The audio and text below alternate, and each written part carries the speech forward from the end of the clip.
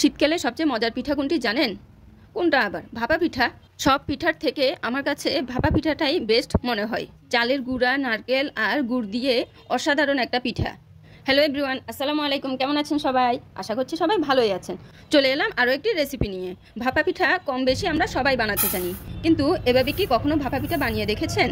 ভাপা পিঠা তৈরি করার জন্য আমি এখানে ভাত খাওয়ার চাল 3 কাপ পরিমাণ পানি দিয়ে সারা রাত ভিজিয়ে রেখেছি। ভিজানোর পরে চালটা ভালোভাবে পানি ঝরিয়ে নিয়েছি। এবার চালগুলো থেকে আমি অর্ধেক পরিমাণ ব্লেন্ডার জারে দিয়ে ভালোভাবে গুঁড়ো করে নিব।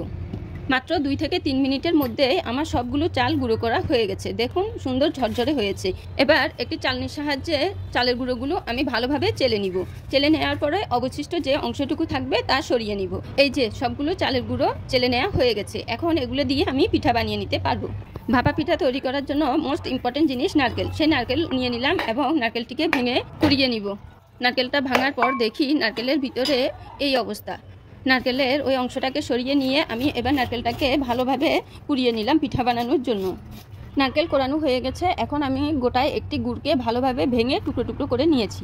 এবার ওই চেলে রাখা চালের গুঁড়ো থেকে আমি কিছু পরিমাণ চালের গুঁড়ো এখানে নিয়ে নিচ্ছি ভাপা পিঠা বানানোর জন্য। পিঠা বানানোর জন্য এখানে আমি স্বাদমতো লবণ দিয়েছি। লবণটা ভালোভাবে শুকনো চালের গুঁড়োর সাথে মিক্স করে নিব। এবার আমি সামান্য পরিমাণ পানি দিয়ে ভালোভাবে এই চালের গুঁড়োকে আলতোভাবে মেখে নিব। এখানে একবারে বেশি করে পানি দেওয়া যাবে না, সামান্য সামান্য করে পানি দিয়ে এভাবে একটি ঝুরঝুরে করে মেখে নিতে হবে।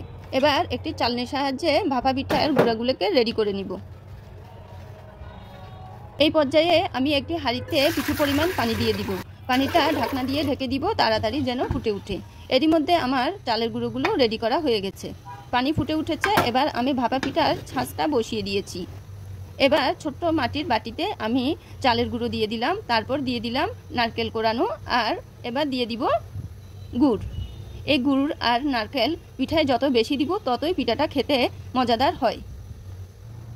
এবার একটি পরিষ্কার সুতি কাপড় বা একটি নেট দিয়ে ভালোভাবে পেঁচিয়ে ছাঁচের উপরে বসিয়ে দিব। এভাবে আলতো করে বাটিটা উঠিয়ে ঢাকনা দিয়ে দিব। এবার 2 থেকে 3 মিনিট অপেক্ষা করব। 2 থেকে 3 মিনিট পরেই পিঠাটা হয়ে গেল। এখন দেখি পিঠাটা নামিয়ে কি অবস্থা।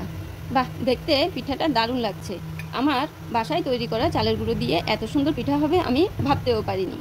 আমার ইচ্ছে করছে এই পিঠা বানিয়ে আমি প্রতিদিনই খাই।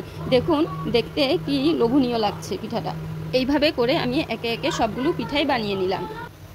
এই যে শেষ পিঠাটাও দেখতে দারুণ লাগছে। নারকেল আর গুড়ে ভরা এই পিঠা দেখলে কার না খেতে ইচ্ছা হয় বলেন?